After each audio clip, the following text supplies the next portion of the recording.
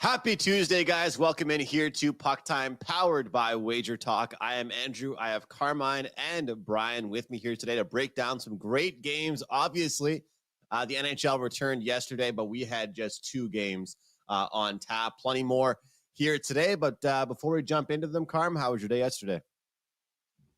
Some pretty good games, Andrew, yesterday across the NHL. Not a lot of scoring, but you looked at them, and it's funny because I'm listening this morning to sports radio, and there's one guy talking about, is it the eye test versus analytics when you're betting sports? And I thought to myself, why does it have to be one or the other? Why can't it be analytics and the eye test? Because if you watch yesterday's game, in a perfect example, the Leafs and Islanders, the Leafs 289 to 233, the difference in goal expectancy, a lot more high danger chances, scoring chances, but they just couldn't score. And it was funny because we did that afternoon show, Andrew, and I said to you, the only way the Islanders can win a 3-2 game is if Sorokin stands on his head and steals a game. And he played extremely well last night in goal for the Islanders, and they get the win against the Leafs. And then you look at the Avalanche, and Rangers won in 2.8 to 1.73 for the Avs, but the Rangers tie it, win it in OT. And at the end of the day, you can see who looked better, and the analytics can tell you who probably should have won. But in both cases, neither one did, which I find interesting. And we got Bryan Leonard on the show today. Don Buster is traveling. He'll be back on Friday, and he'll be on Friday's show with Andy Lang and Andrew, because I will be in Vegas for Super Bowl week. So, but I'm still doing the 6 and 60, so you guys won't miss that on Friday. But Andrew, let's get right to it because we got a good one right off the bat, right? Shall I key it up? What do you say?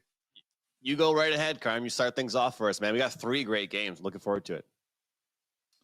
Yeah, so we're gonna talk today about Vancouver, Carolina, Colorado, New Jersey, and of course, yeah, Brian's on the show. But the Edmonton Oilers, 16-game win streak. You got to talk about the Oilers and the Golden Knights. How can you not talk about that game?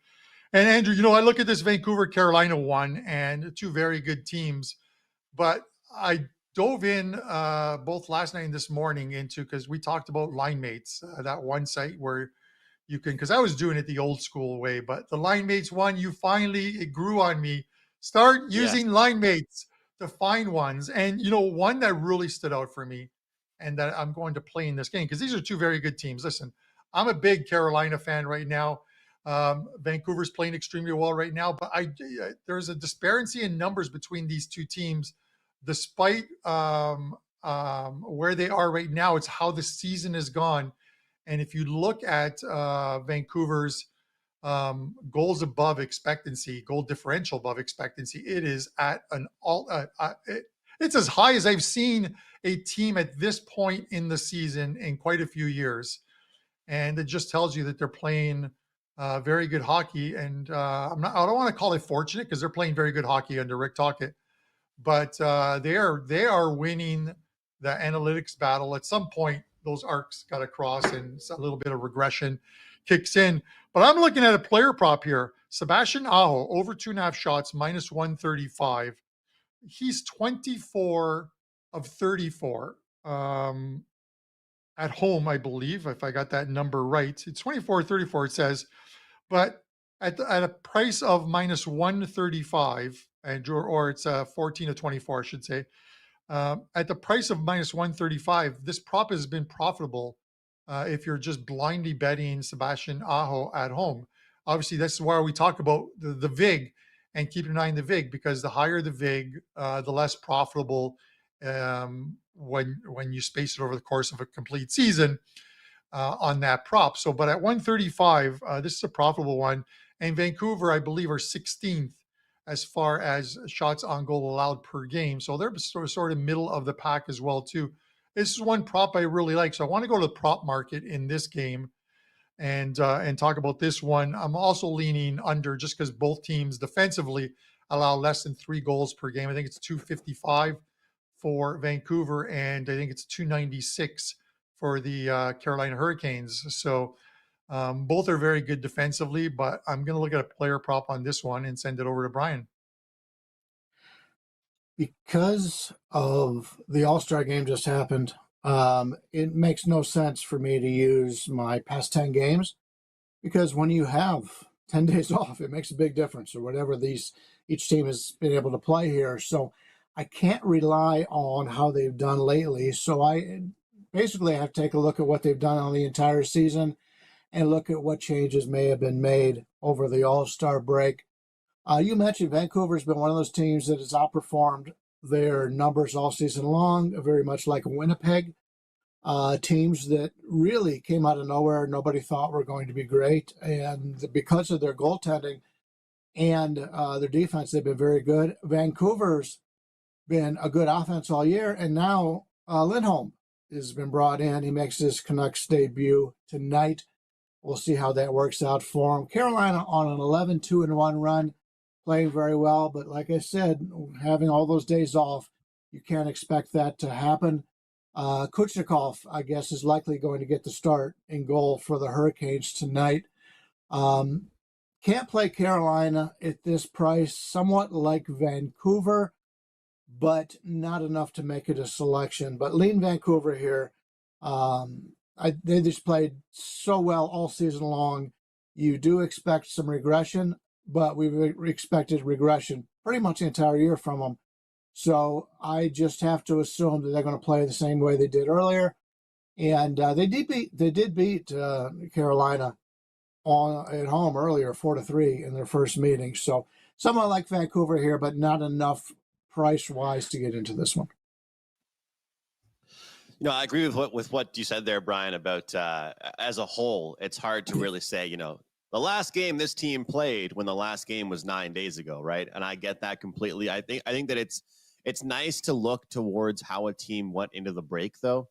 Like, did they have positive momentum? Could they use the break? Was the break a beneficial thing? Was it a negative thing?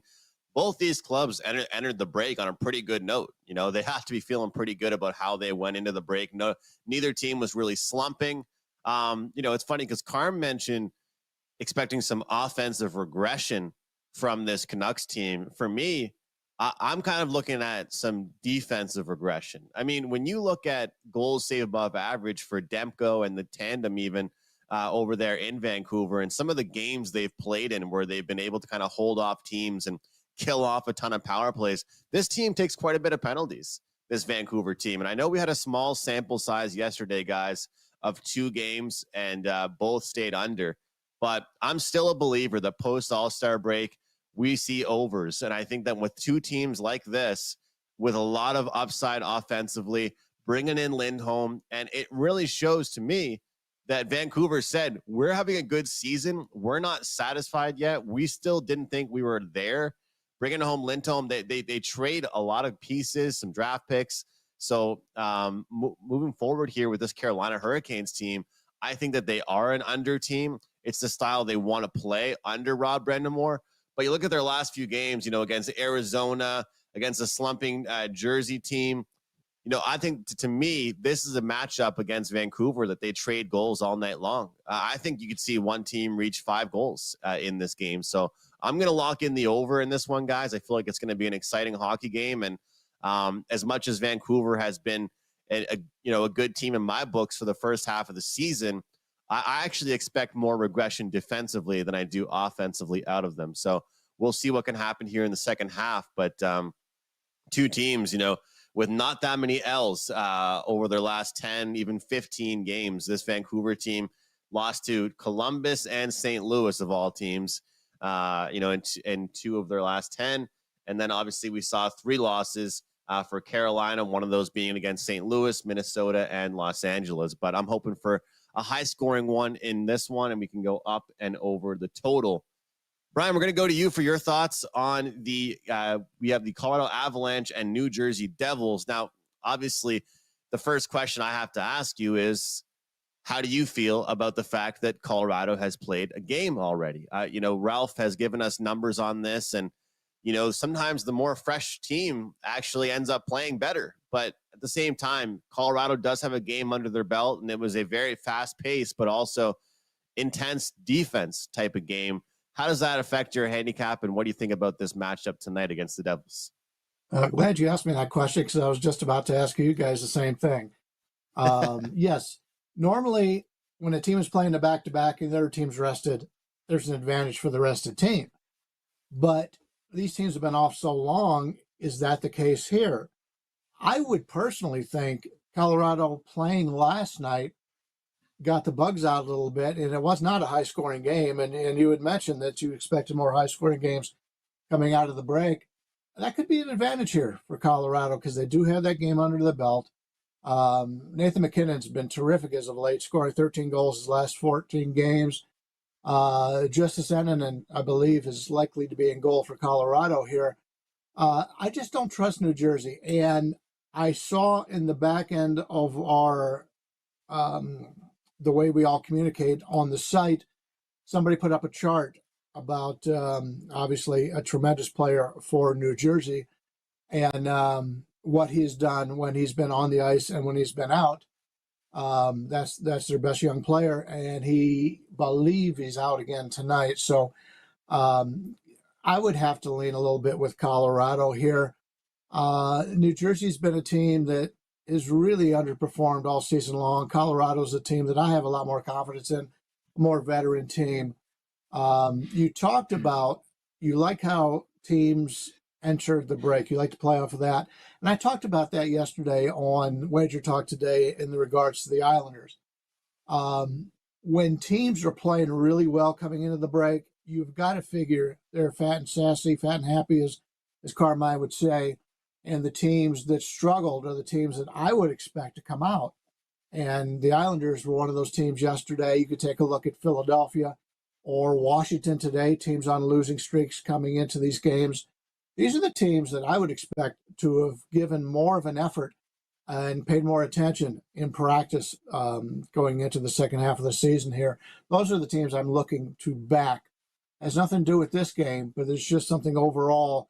If you're looking over the games the next few days, look for the teams that had a reason to practice harder during the break and have had negative things happen to them right before the break. I think that's where we could see some advantage. So like the Colorado side here, probably not going to get involved from a betting standpoint, but it's interesting. I'll ask you guys the same thing that you sent me is it better to be rested after the All-Star break, or is it better to have that game under your belt? I think the game under the belt here helps Colorado. What do you think, Karma? I think in this example, it definitely benefits the team that already played. What do you think? Yeah, there was something we were looking at the beginning of the year as well, too. Teams that had a game under their belts or a couple of games under their belts. It was a weird start to the NHL season, but I get it. It's been like 9 days, but these guys have been practicing, and I get it. Game legs and practice are two different things, but these guys, they should be ready to go from the get-go. Although where I'm going with this play is a New Jersey team that doesn't seem to be ready to go from the get-go. And so you guys know what I'm looking at. The Devils 23 home games, they've only held the lead at the end of the first period 3 times. They are 3-10-10. If you're betting against the Devils on the 2-way money line, not the 3-way money line, and I get it, you might look at it and go, Colorado, do I want to lay 110 on Colorado first period or take the plus 160? Well, you then completely change the statistical advantage here of having the push to rely on as well too. You need them to win outright, and that's not normally a good thing. 3-10-10 when betting against the Devils in the first period. As far as Colorado on the season, 23-15-2 in first periods of games on the 2-way money line. Pretty much that's a 33-18-12 angle, or 64.7% at play if you want to put the two together of Colorado full season first periods and the Devils first periods at home thus far. Colorado, listen, a little unfortunate to lose yesterday. They played a very good game. We'll see how they do tonight. We've got to look at the goalies because it's for Colorado, it looks like it's Justice Eninen, if I pronounced his name right, because they waived Prosvetov I think on the weekend they waived him, so we're not going to see him. So we're going to see likely the backup goalie with Georgiev having started last night, and then we'll see who's in net for New Jersey. But it hasn't made a difference thus far in 23 home games who started at home in that first as far as the game goes. Give me Colorado first period minus 110. The first period play. So I think, Brian, that answers our question. What Carm thinks about this, at least looking at the first period there on the two-way line. This Devils team, guys, is funny because I looked at them as a team that I think will have a good second half. I actually gave out a pick on WagerTalk today that they could be a potential make the playoffs team. It was at minus 115 odds when a month ago those odds were like minus 200 or something like that. So I feel like I'm getting a good number at this point with them. But having said all of that, I really like Colorado today here. And I think that I'm going to continue to bet against this Devils team until Jack Hughes comes back. I mentioned the same thing with the Minnesota Wild with Kirill Kaprizov being out. And I know it's not the exact same scenarios, but for some teams, they are just night and day different when they are missing one key player. It's unbelievable. There is a plus 22 goal differential for the Devils when Jack Hughes has been on the ice. Plus 468 shot differential I saw all around, which is just crazy. Scoring chances, rush scoring chance differential, plus 49 in favor of the New Jersey Devils. This team is just different without their star player. And the reason why I like Colorado with a game under their belt isn't just because they played a game yesterday. You know, I had the Rangers yesterday. I feel a little bit lucky to have won that, but you know, I've had some games go the other way like that, so I'll take a win any way I can get it. But it was a very defensive game. Like that game was two goaltenders going at it, teams physicality being up. It seemed to me like that game yesterday Colorado played was, you know, a first round of the playoffs game. Obviously, it's two different teams and two different conferences, but you guys get what I'm saying. There was absolutely zero lack of intensity in that game. So for Colorado to kind of get that slap in the face, to get that wake-up call, to be back already playing NHL pace hockey, whereas the Devils have only had a scrimmage or, you know, played in practice, to me is a major, major difference here. And not only that, guys, obviously we have to, you know, they lost. Like, it's not like they won the game 5-1 either. Colorado blew the game. They were winning 1-0, didn't protect the lead, end up losing in overtime. And as Carmine stated there's a big thing right now with the goaltending in Colorado. This is going to be a huge key for this Colorado team down the stretch. Alexander Georgiev cannot carry this team all the way through.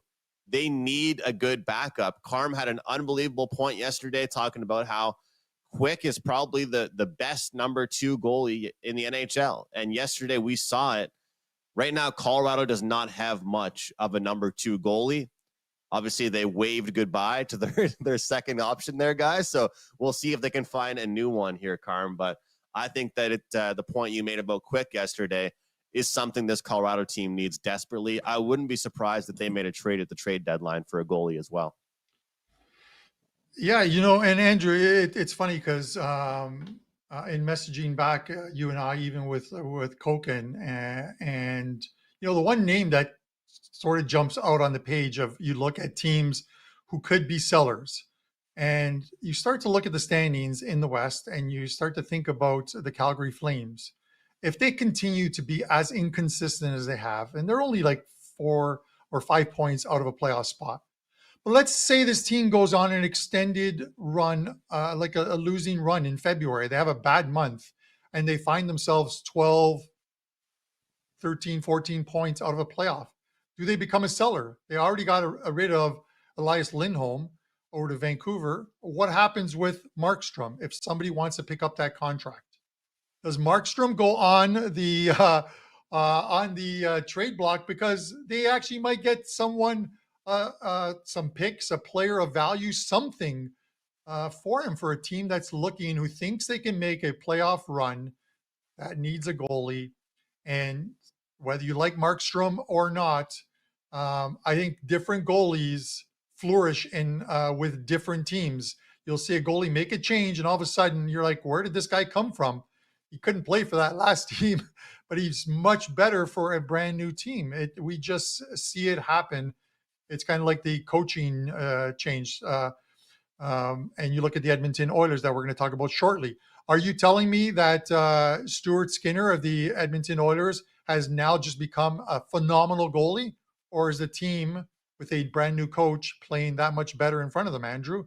So does Markstrom go on?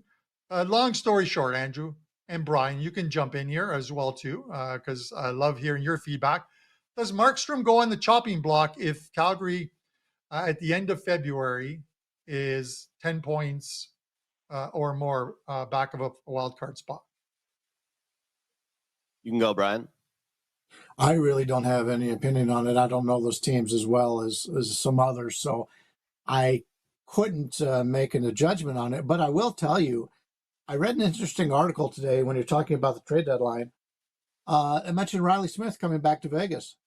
Makes a lot of sense. He has not performed well in Pittsburgh. If Pittsburgh has been sitting around the playoff bubble, as they say, they send him back to Vegas, and Vegas has to do a few things to make that work, obviously, because of the salary cap. But that would be a tremendous ad for Vegas to get him back and get rid of, they got a third round draft pick to get him. They trade that draft pick, maybe something else to clear some space. I'd love to see Riley Smith back in Vegas. He missed Vegas. He was really upset when he was sent away, and he had a lot of friends on this team. So that would be a big boost for Vegas coming down the stretch. And it's not that's not the answer that you were looking for, but since we were talking about the trade deadline and everything, I just wanted to point that out, that it makes a lot of sense for Vegas. I always like when a player returns. I do too, Andrew. I'm the same way. But speaking of players returning, we have another game to talk about, but I thought it was pretty funny. Pierre Engvall returns last night. The Leafs do a nice little video montage for him and stuff, and then he scores the game winner against the Leafs. So, welcome back to Toronto, Pierre Engvall. So, well, Carm, that was the thing. They didn't even do a montage. They just put his name on the screen, and then they showed him on the ice. They didn't even really do a video for him. They're getting ripped all over social media for it. So that was the funny thing. They didn't do a montage, and then he scored the game winner. So they didn't even really give him much respect. Yeah, and then he So scored, I heard it incorrectly then, because I heard he did a montage. They did a montage, and then he scores the game winner on him. Welcome back. It's just there are fan bases that welcome players back, and there are fan bases that don't. And it's just like we talked about yesterday. John Tavares is going to get booed every single time he goes back to New York to face the Islanders. Who knows how many years he has left, but he's going to get booed every single time. But he seems to score against them. He did score against them yesterday. And we did hit with our John Tavares shot prop. He ended with 6, and we had over 3.5. Some guy in our live chat failed to acknowledge that. He just acknowledged the fact that you gave out the Leafs on the show, dude. What's going on? But whatever. It's all good. We love you, man. Props, man. We love you. Player props. Love us for our faults, and we'll love you for yours. It's the way it works. For what it's worth, you mentioned Markstrom there, Carm. Top 5 goalies right now, according to MoneyPuck.com, as far as goals saved above expected: Hellebuck, Demko, Hill, Ingram, Swayman, and Markstrom. So Markstrom does make that cut for the 5th guy.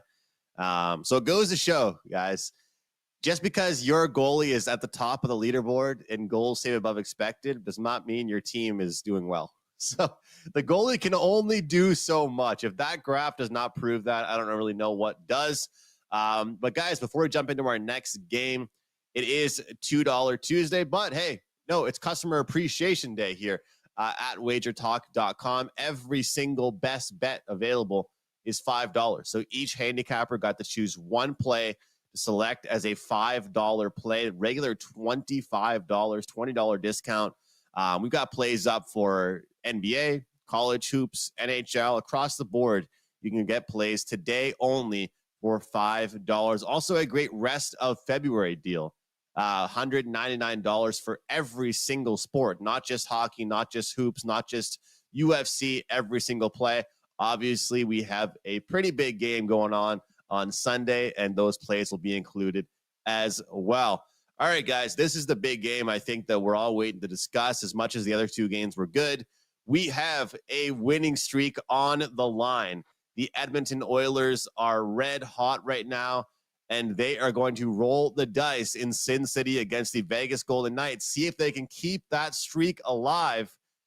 And, this Vegas team, we'll see if they're turning a corner. But sometimes, if you're the Oilers, do you really want to go into a break? Do you really want to be that team that goes into a break when you're red hot? Maybe the break isn't a good thing. As for Vegas, I'm sure they don't mind that hard reset, Carm. What do you think? Yeah, it's funny, Andrew. You look at this game, and it's the old Teddy Covers thing, catching a falling knife. Do you want to get in front of the Oilers that have won 16 straight games? I surely don't.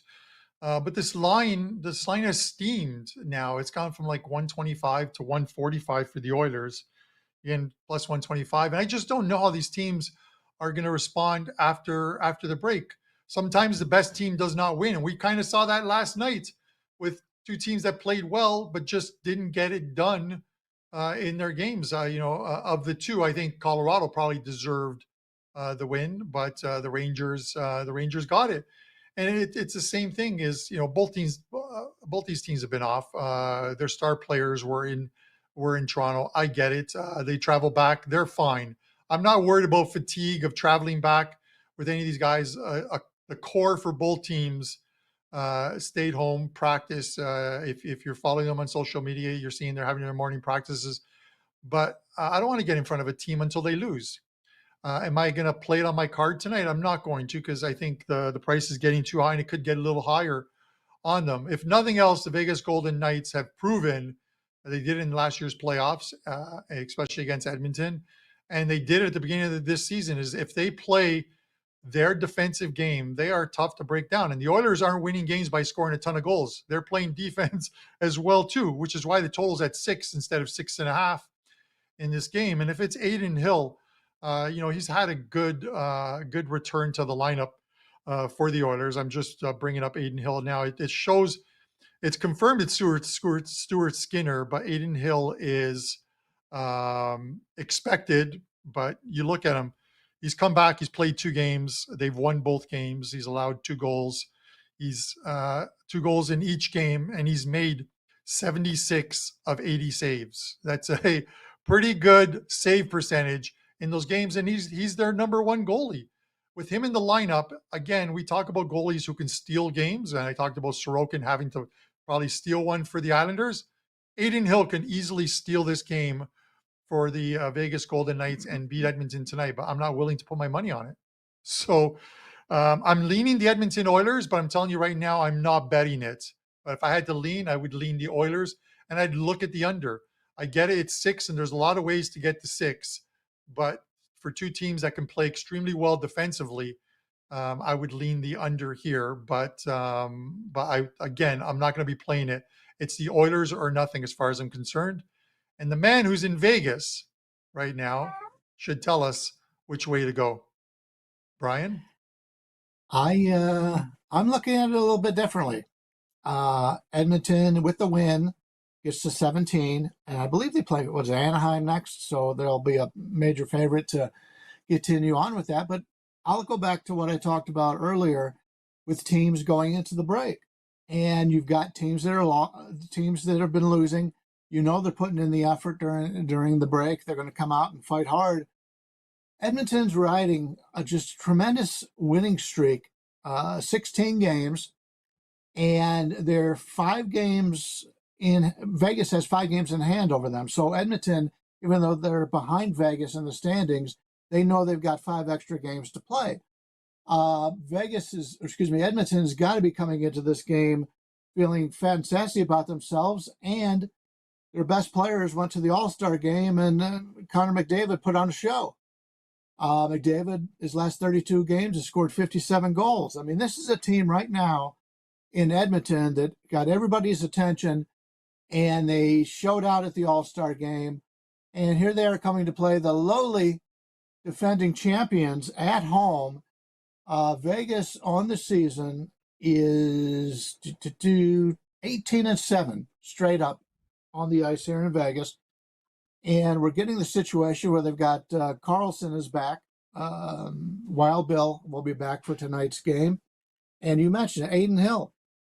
How many Vegas players made it to the All-Star game? None, because Eichel was the only one chosen and he's hurt. So while Edmonton had players going all over the country, Vegas was able to stay together. And sure, they've got to be upset that they won the championship last year and none of their guys got to play in the All-Star game this year. This is a game that Vegas wants. They played very well here. And I think we're getting a very good line here because, as I mentioned, the 16 wins happened over a week ago. You can't expect to just pick up a winning streak or a losing streak 10 days later, 9 days later, and expect the same thing to happen again here. I like the Vegas side, and the line continues to go up. That's fine with me. You're going to give me the defending champions with a chip on their shoulder, playing at home where they've done very well, and they've got Aiden Hill back in goal, and he has just been terrific. The way to play Edmonton is the way I played them right before the break, was to play the opposing team under. And Edmonton, you go back, I think they had one game where they've given up 3 goals in a very long time. They've been winning with defense, not offense. If you do like Edmonton, I would play the under here, but I think Vegas is a home dog here is the way to go, and that's the way I'll get to it tonight. Are you going to the game tonight, Brian? I am not. It's so hard to get in and out of the Strip normally, and now with the Super Bowl and everything going on down there, it's just crazy. I won't be on the Strip this entire week. And Andrew, I just got a text message just before I was about to talk about this Edmonton Vegas game. I got a text message from Marco, and it's got like a Twitter link on it, and he says to me, "Bring your swim trunks and the boat when you come to Vegas." And the hotel I'm staying at and the surrounding hotels are completely flooded outside. So I guess you guys are getting a lot of rain there, Brian, by the links. You showed me by the links there, and it's completely flooded. Yeah, the link is always flooded. Imperial Palace used to be there. Homeless people are down in the sewer area down there. That's where they live. And we've lost a lot of unfortunately, a lot of homeless people over the years. And since you're mentioning water, I'll mention it now. The Flamingo didn't have any hot water the last 2 days. So all these people paying all this big money to stay on the Strip for the Super Bowl weekend, they can't even take a shower. But I guess from now, or at this point, I guess it's back on. But it'd have been a little bit rough if I had to pay those kind of prices. Andrew, and he mentions the Flamingo because this is where I'm staying. I waited so late to go. I called every sportsbook guy I know. Circa's oversold. Westgate everything is oversold.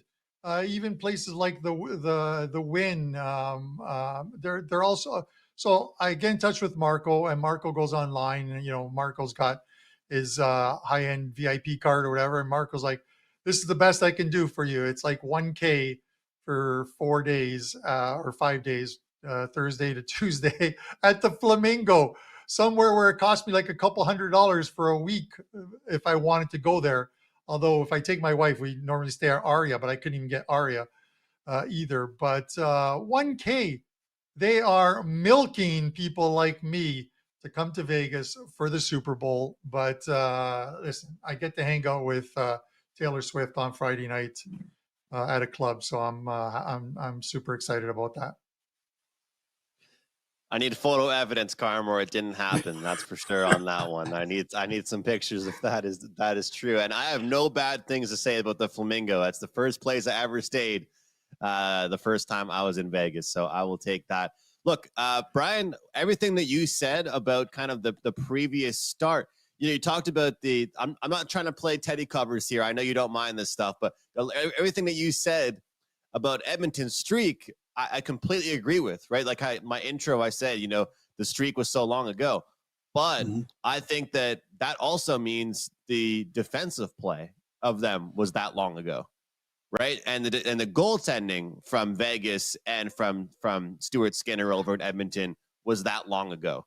And to me, I like the early start lean there for Vegas. When Vegas is at their best, I find you can tell within the first 10, 15 minutes of the game which Vegas team you're getting tonight. So for that reason, I'm on the first period over 1.5. I think this game starts off fast. I think we might see Vegas go up 1-0 and start the game off with a bang. Edmonton potentially responds. This, to me, is a game between two talented rosters that have been playing well defensively. But, yeah, I mean, Carr mentioned it. Is it the coaching? Was it the goaltending? Is it the defense for Edmonton? Maybe a little bit of everything.